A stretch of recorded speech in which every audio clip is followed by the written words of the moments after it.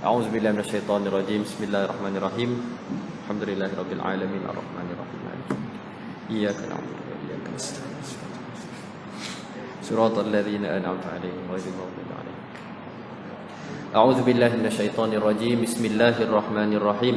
الحمد لله رب العالمين نحمده ونستعينه ونستغفره ونتوب إليه ونعوذ بالله من شرور أنفسنا ومن سيئات أعمالنا من يهده الله فلا مضل له ومن يضلله فلا هادي له أشهد أن لا إله إلا الله وحده لا شريك له وأشهد أن سيدنا محمدا عبده ورسوله أما بعد.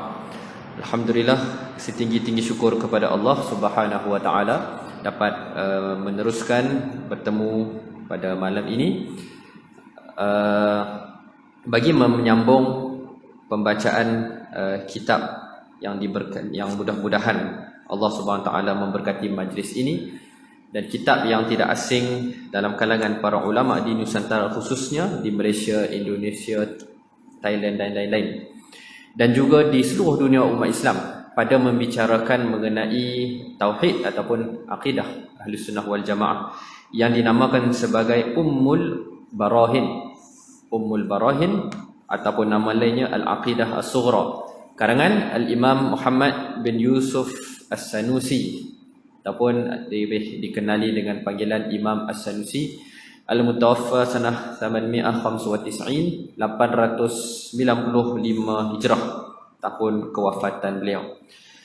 Muslim yang dirahmati Allah SWT, pada hari ini kita akan sambung pada sifat ma'ani pada al-qudratu. Boleh? Wahia al-qudratu. Cuba. Okey. Silakan.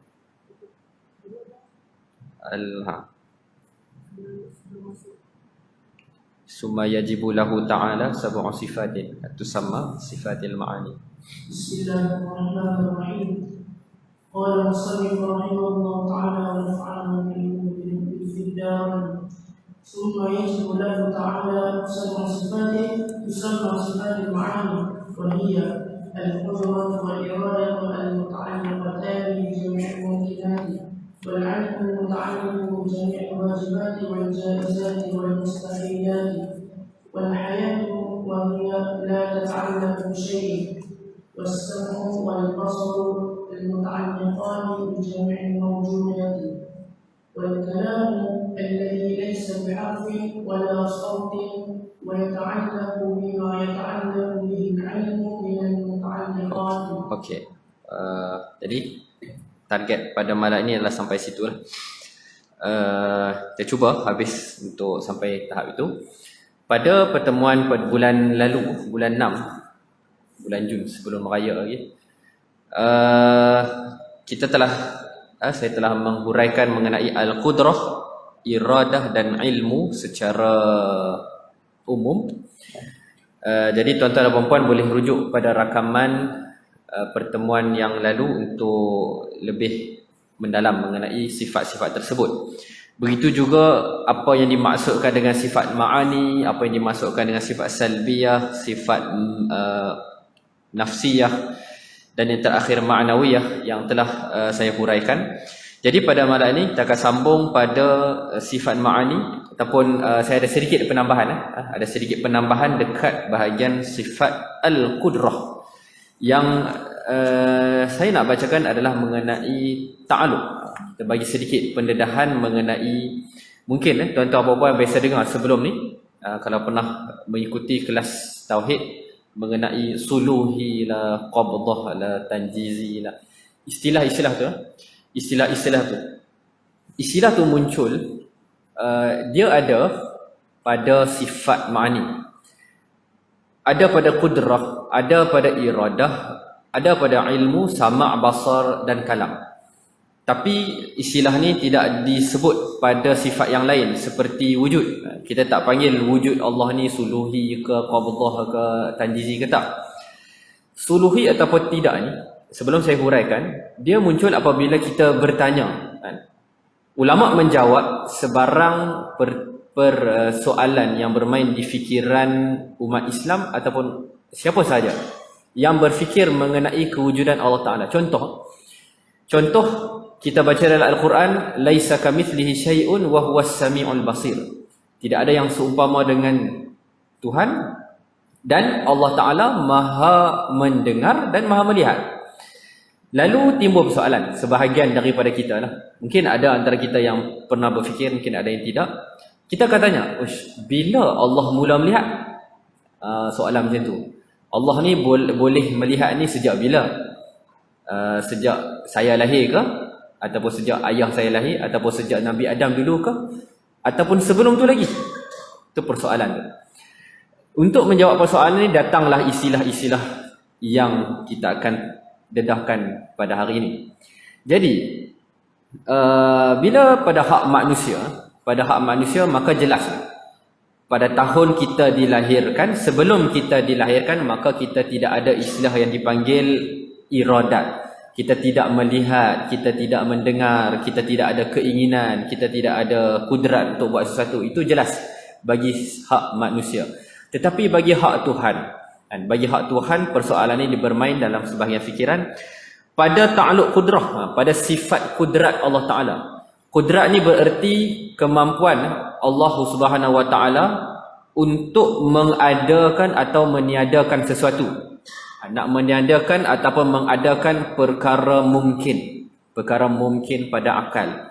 Contohnya nak mengadakan ataupun tidak mengadakan kita, nak mengadakan ataupun tidak mengadakan bangunan ini, ataupun negara ini, ataupun bumi ini, ataupun ayah kita, siapa saja, asalkan perkara itu dalam kategori perkara mungkin. Jadi itu kerja, kita panggil fungsi ataupun kerja yang dibuat oleh kudrat. Ta'alluq kudrat atas jalan ijmali. Kita cerita atas jalan ijmali ada 3. Yang pertama dipanggil ta'alluq suluhi qadim. Suluhi qadim. Bila kita bersoalkan, sejak bila Allah Ta'ala boleh buat, ada kudrat? Sejak bila Allah Ta'ala ada kudrat? Sejak qadim. Dipanggil. Kemampuan untuk Allah Ta'ala buat itu sejak qadim, sejak azali lagi, sebelum wujudnya sebarang makhluk. Suluhi ini saya bagi kesemuan istilah ni, saya umpamakan sebagai yang saya pelajari dalam sama pondok Tuan Guru Haji Saleh Sid, ibarat kipas. Boleh tuan-tuan bayangkan kipas. Ketika kita beli kipas, waktu kita beli kipas ni, kita tak pasang switch lagi.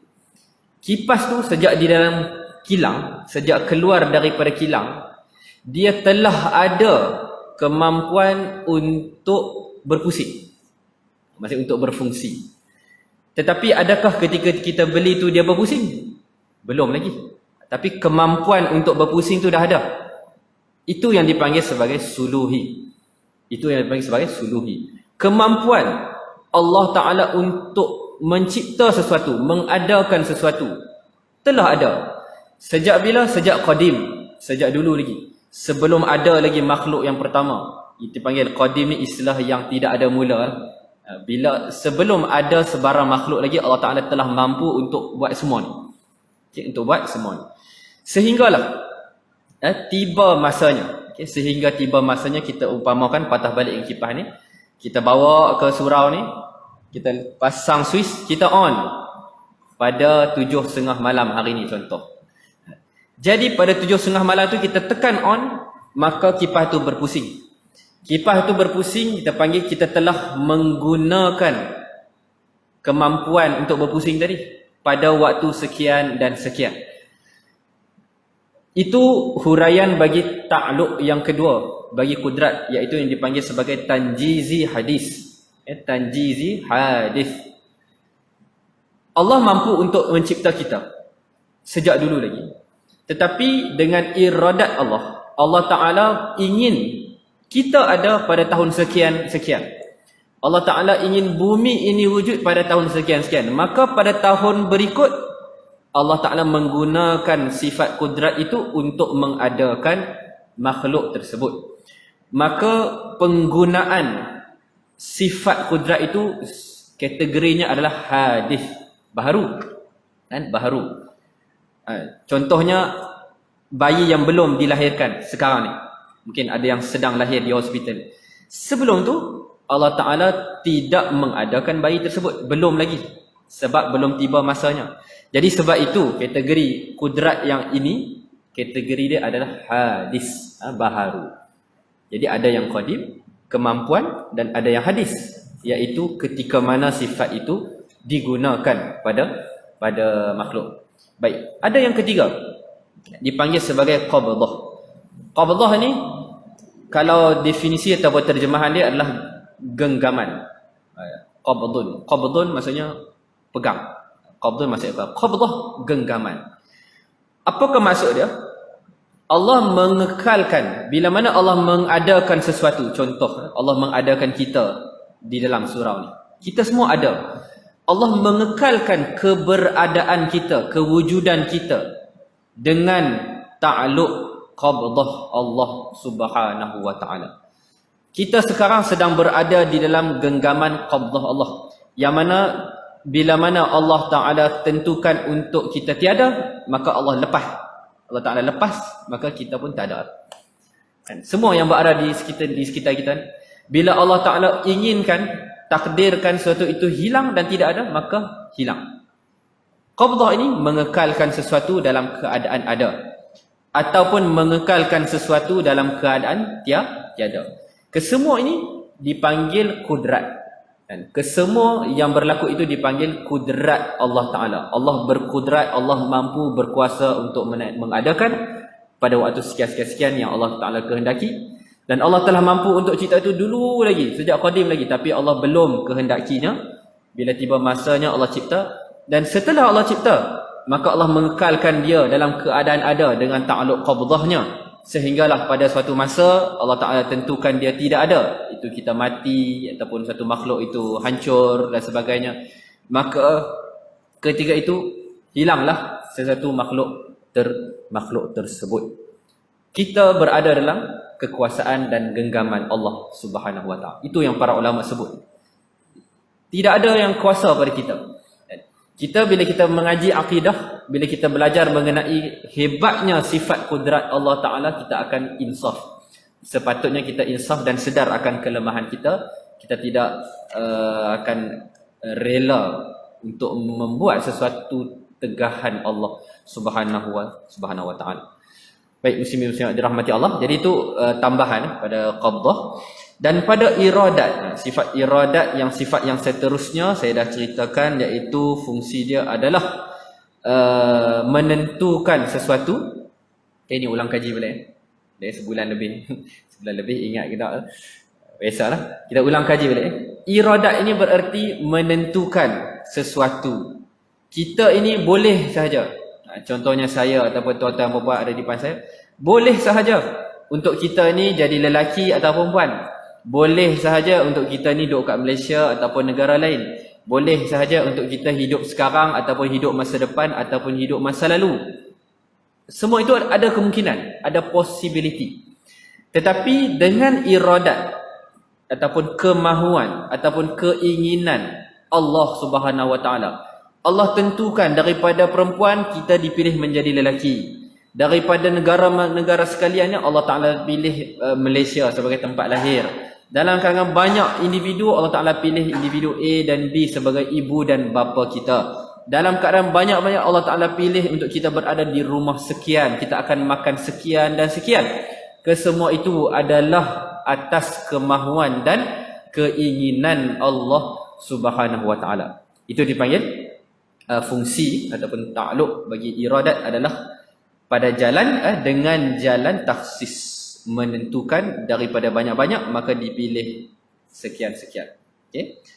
Jadi yang ketiga, yang seterusnya sifat ma'ani, sebut wal ilmu al muta'alliqu bi jami'il wajibat, sifat ilmu. Sifat ilmu ini dia punya jalannya adalah dia berfungsi dengan jalan inkishaf. Maksudnya dengan adanya sifat ilmu, maka natijah dia adalah dia menghasilkan inkishaf, iaitu inkishaf ni? Terserlah, terzahir ataupun terzahir lah. Nak kata kantoi, macam Inkishaf kantoi, macam terserlah lah, bahasa yang senang sikit. Terserlah sesuatu maklumat dengan sifat ilmu Allah Subhanahu wa taala.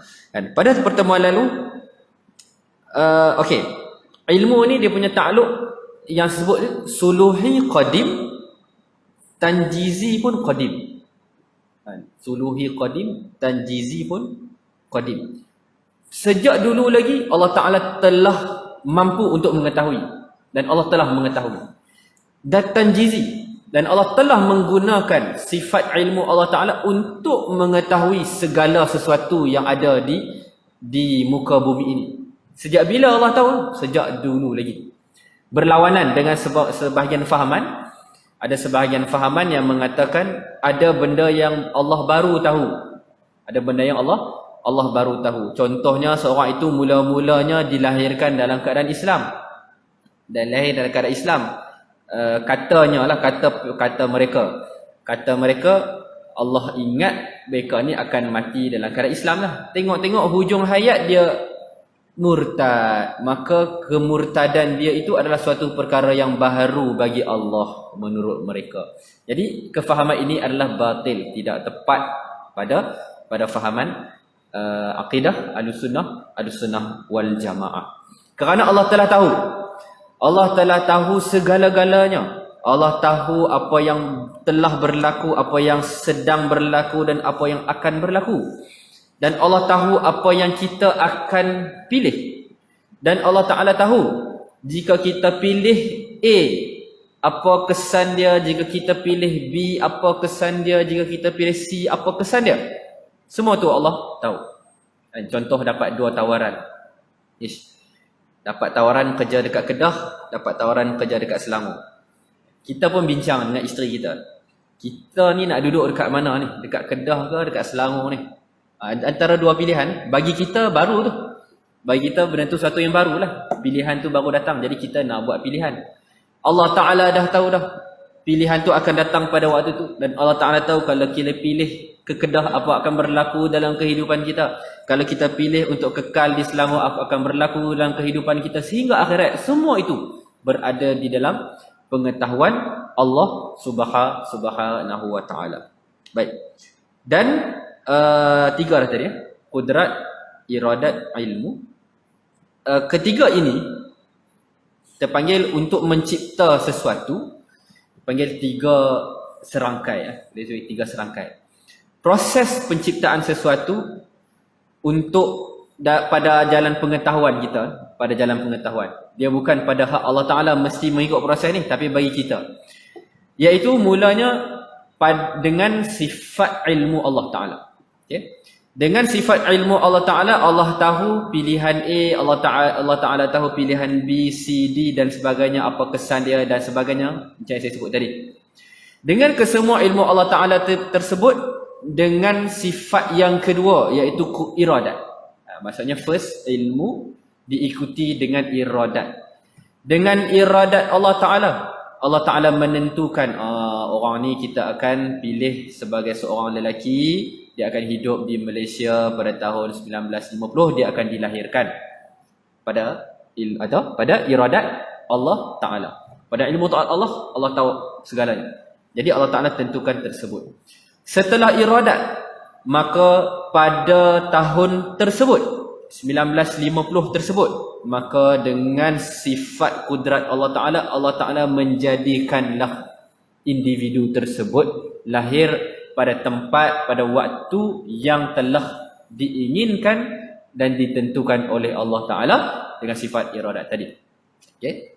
Jadi ilmu, iradat dan kudrat Allah Subhanahu wa Ta'ala. Okay. Dan satu lagi, sifat yang seterusnya yang dibacakan tadi, wal hayatu. Ini baru masuk tajuk baru. Tadi banyak ulang kaji dan ada sedikit penambahan. Wal hayatu wa hiya la tata'allaqu bi syai'. Sifat ma'ani yang keempat yang dipanggil sebagai hayat, iaitu terjemahan dalam alam Melayu, kitab apa tu? Faridatul Faraid, pehidup. Sifat pehidup iaitu sifat yang wujudiyah yang berdiri pada zat Tuhan pada azali, yang mewajib akan zat bersifat dengan dia, yakni Allah Ta'ala, bersifat hidup, tiada dengan nyawa dan tiada dengan nyawa dan tiada dengan nafas dan tiada dengan mizaj, dan sebagainya. Okey, baik. Sifat hayat. Sifat hayat ni adalah sifat yang mana dengan sifat hidup ini, perhidup ini, Allah Ta'ala boleh bersifat dengan segala sifat-sifat yang lain. Okey. Jadi 4 ni kita panggil wajib ada pada hak Allah Ta'ala pada akal. Wajib pada akal. Kerana tiada salah satu daripada 4 ni, ketiadaan salah satu daripada 4 ni akan menatijahkan lemah. Sebagai contoh, tidak ada, ataupun kita panggil tidak ada kudrat. Sebagai contoh, jika Tuhan tidak ada sifat kudrat, maka lawan kepada kudrat itu adalah lemah. Ataupun ajiz, lemah. Maka mustahil bagi Allah Ta'ala bersifat dengan lemah. Jadi kalau tidak ada salah satu daripada 4 ini kudrat, maka dia akan melazim bagi Allah Ta'ala lemah. Dan lemah itu adalah sifat kekurangan. Sifat kekurangan itu tidak layak bagi Tuhan. Iradat pun begitu. Kalau kudrat ada tapi iradat tak ada, sebagai contoh, tidak ada iradat ni dipaksa, tidak ada pilihan tersendiri, dipaksa oleh kuasa lain dan sebagainya, maka juga adalah satu kelemahan. Bila kelemahan, maka tidak layak bagi zat Allah Subhanahu wa Ta'ala. Begitu juga dengan ilmu. Ilmu Allah Ta'ala, kudrat ada, iradat ada, tapi tak ada ilmu, tak ada pengetahuan terhadap sesuatu tersebut, juga adalah merupakan suatu kelemahan. Begitu juga jika tidak ada hayat.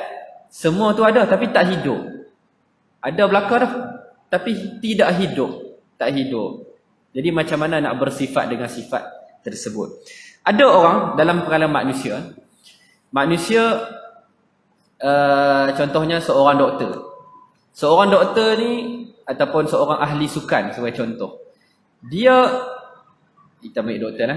Dia ada ilmu. Dia ada ilmu perubatan. Dia ada ilmu untuk merawat.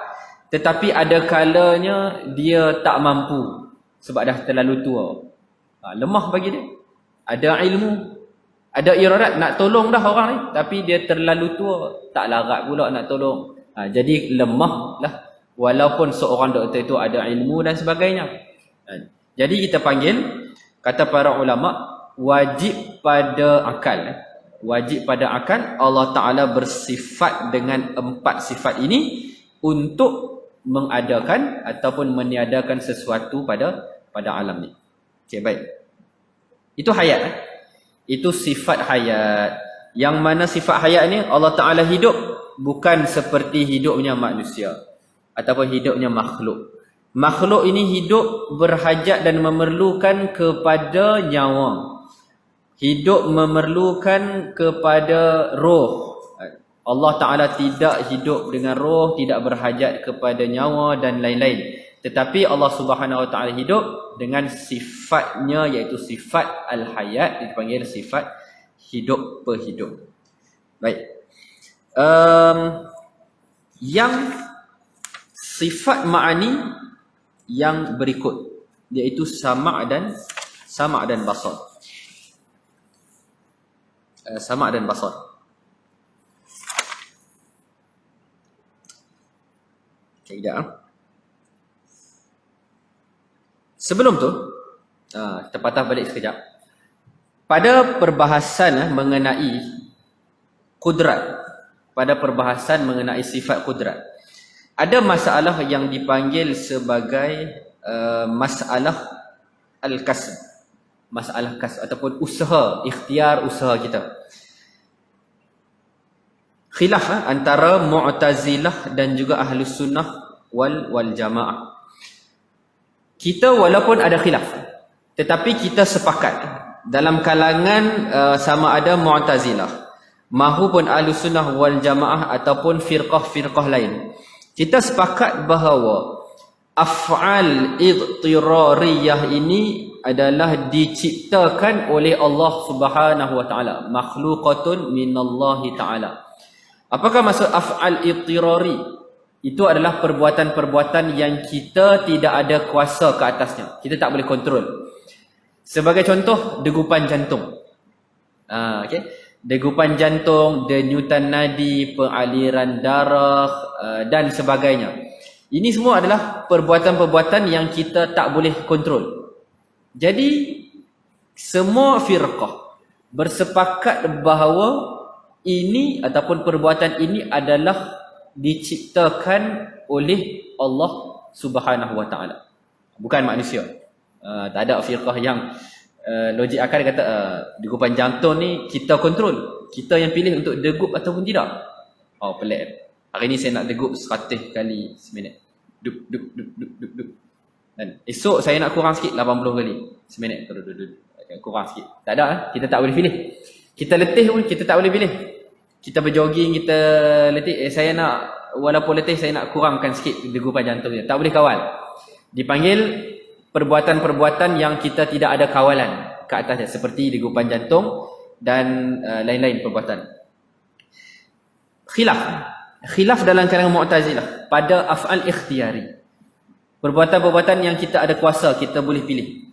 Sebagai contoh, macam biasalah, makan, minum, nak beriman ataupun tidak, nak solat ke tak mau solat, nak mencuri ke tidak. Jadi pada perbuatan ini ada khilaf dalam kalangan kumpulan-kumpulan tertentu. Pada menurut i'tiqad Ahlus Sunnah wal Jamaah, kesemua af'al sama ada idtirari yang dipaksa, yang tidak ada kawalan, ataupun dipanggil ikhtiyari yang kita boleh kontrol, diciptakan oleh Allah Subhanahu wa taala. Kesemua tu Allah Taala yang cipta, Allah Taala yang izin. Dalam masa yang sama, kita ada pilihan tanpa menafikan adanya ikhtiar. Kita panggil ikhtiar ataupun pilihan untuk melakukan sesuatu. Kita yang memilih untuk berada dalam surau ni. Walaupun kita duduk dalam surau, kita jalan tadi, semua itu Allah yang cipta. Perbuatan kita solat lagi, semua itu Allah yang cipta, Allah yang izinkan untuk kita solat, dalam keadaan kita yang pilih untuk solat perbuatan baik tersebut ataupun perbuatan buruk. Jadi tugas kita sebenarnya kat mana? Kecil je. Tugas kita dekat pilih. Tugas kita dekat pilih nak buat baik ke nak buat buruk. Bila kita buat baik, Allah izin kita buat baik, maka jalan. Bila nak buat buruk, Allah izin buat buruk, maka jalanlah perbuatan tersebut. Hakikatnya kesemua itu adalah diciptakan oleh Allah Ta'ala. Kita ni bukan ada power sangat. Bila kita mengaji akidah, kita mengaji tauhid, kita tahu kita tak berkuasa apa pun terhadap badan kita. Ada orang yang dia pilih nak buat jahat, tapi Allah tak izin. Dia dah niat dah berazam dah, saya hari ni nak rompak rumah kawan. Tapi pada tiba masanya tak jadi. Adalah masalah kereta accident ke, tak jadi rompak. Dia dah pilih untuk buat benda tu, tetapi Allah tak izin untuk dia lakukan. Maka ini adalah dipanggil fadlun wa rahmah minallah. Adalah rahmat daripada Allah. Allah masih sayang kepada dia. Berarti dia belum dinilai atas perbuatan dia. Kita tahu bila perbuatan jahat kita niat, belum dapat dosa lagi. Kita niat nak buat jahat, kita tengok orang tu, geram ni, nak tumbuk ni. Geram, tak puas hati. Kita marah kamu tu, belum dapat dosa lagi, sehinggalah kita buat perbuatan tersebut. Okay? Berbeza dengan perbuatan baik. Perbuatan baik kita tengok orang, Allahu Akbar, nak tolong, macam mana dah tak ada kemampuan nak tolong pun, saya duduk kat tempat lain. Contoh kita tengok TV ke, kita dah niat nak tolong. Kalau saya ada kat situ, saya pasti akan tolong. Maka Allah Ta'ala dah beri pahala kerana niat baik tersebut. Perkara ini disebut oleh Nabi SAW dalam hadis, dalam sabda baginda. Jadi berbalik pada tadi, perbuatan ikhtiyari, af'al ikhtiyari menurut i'tiqad Ahlussunnah wal Jamaah diciptakan oleh Allah dan kita yang pilih. Mu'tazilah, firqah Mu'tazilah, mereka beriktikad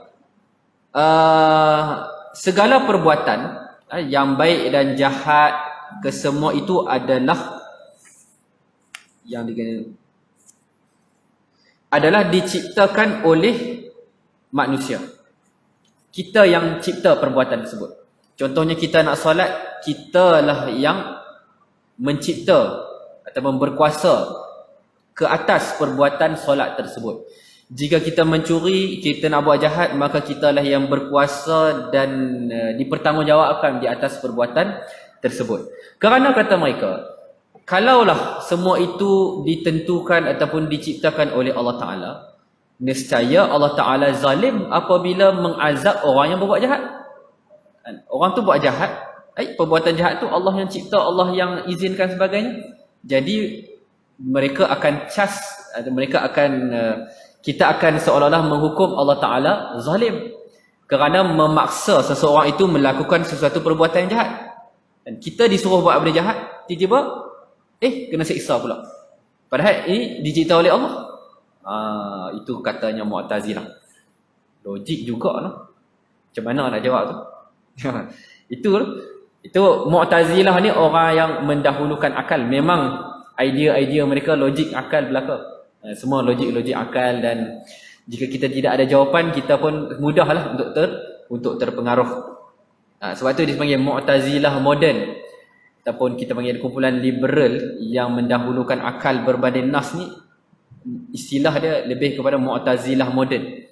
Mereka bawa idea yang logik untuk melawan nas-nas ataupun idea i'tiqad Ahlussunnah wal Jamaah. Itu i'tiqad Mu'tazilah. Kedua-dua itu diciptakan oleh manusia. I'tiqad Jabariyah, kumpulan yang ketiga pula.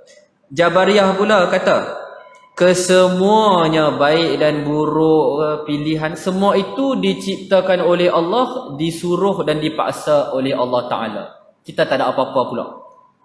Ini over kat belah sana pula.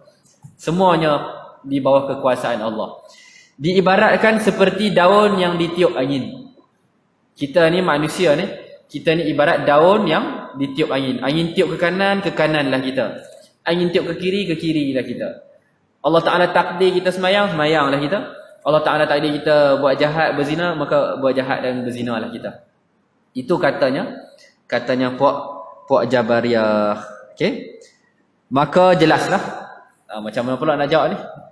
Itu kata meletakkan seluruh kekuasaan pada Allah.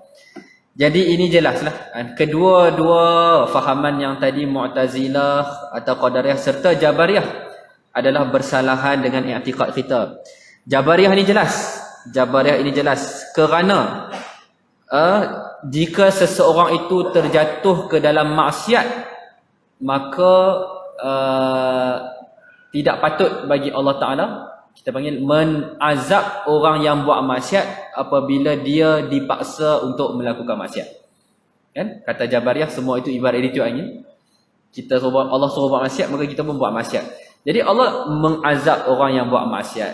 Maka itu dipanggil zalim kerana mengazab sesuatu yang dia tidak lakukan. Jadi itu jawapan Ahlussunnah wal Jamaah terhadap perkara tersebut. Manakala Mu'tazilah pula, untuk menjawab Mu'tazilah pula, kita jawab macam ni lah. Perbuatan baik atau buruk tersebut, dia dikatakan terpaksa. Dia dikatakan terpaksa apabila kita buat sesuatu dalam keadaan kita tak nak buat benda tu. Kan? Contoh, saya tak nak pun minum air. Tiba-tiba ada orang datang belakang, dia pegang tangan saya pun terpaksa pegang air dan minum. Itu yang dikatakan terpaksa. Jadi kalau kita diazab atas sebab terpaksa tersebut, maka itu barulah dipanggil zalim.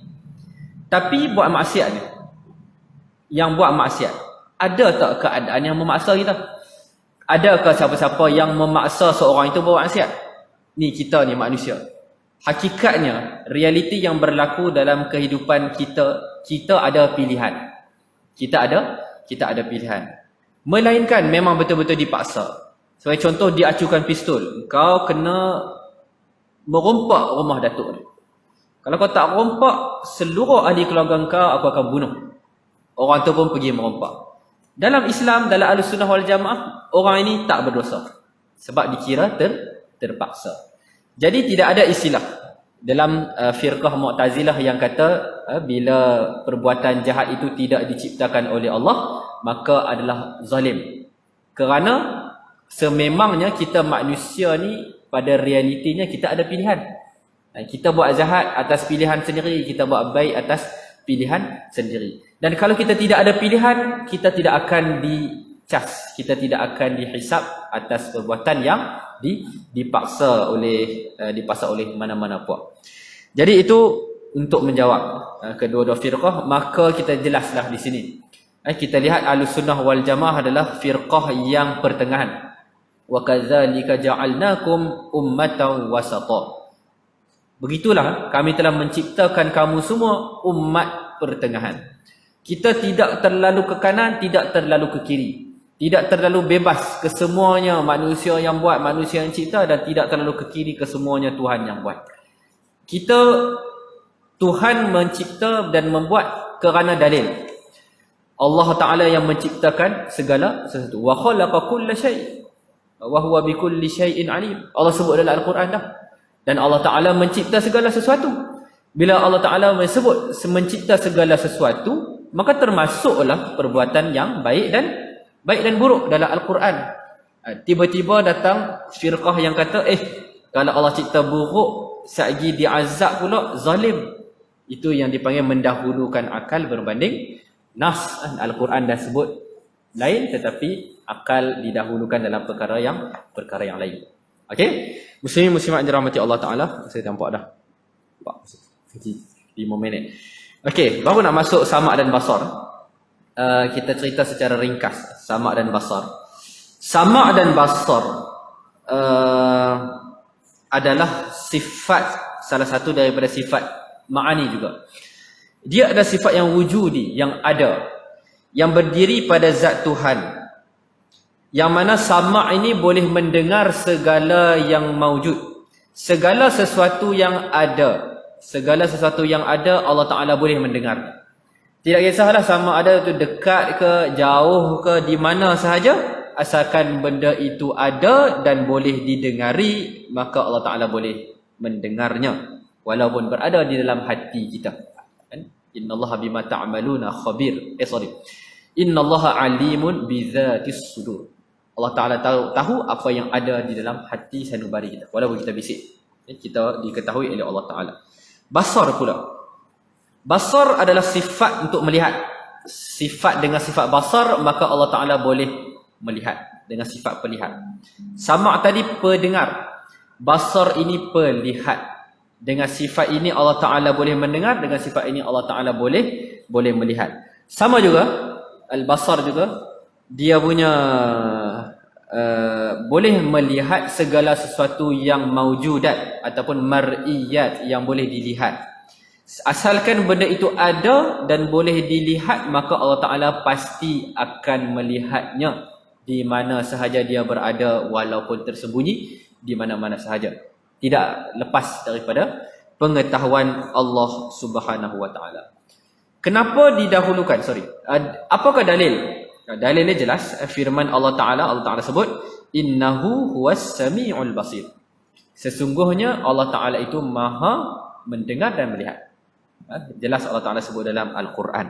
Jadi kesemua sifat 20 ni dalil dia daripada nas Al-Quran ataupun hadis yang sahih untuk mengisbatkan satu dalam perkara akidah. Baik, persoalan. Kenapa didahulukan sama' berbanding basar? Azan. Kenapa didahulukan dengar berbanding lihat? Itu adalah topik selepas kita azan dulu. Dan merupakan topik sebelum kita tutup lah, insyaAllah. Bismillahirrahmanirrahim, musliman yang dirahmati Allah. Dalam kitab Matan Ummul Barahim, didahulukan sama' dan basar. Didahulukan sifat sama' berbanding basar. Kenapa? Yang pertama adalah kerana disebutkan dalam Al-Quran dengan urutan tersebut. Ayat yang saya bacakan tadi, a'udzubillahi minasyaitonirrajim, laisa kamitslihi syai'un wa huwas samiul basir. Dan dialah yang maha mendengar dan lagi maha melihat. Itu dari sebab yang pertama.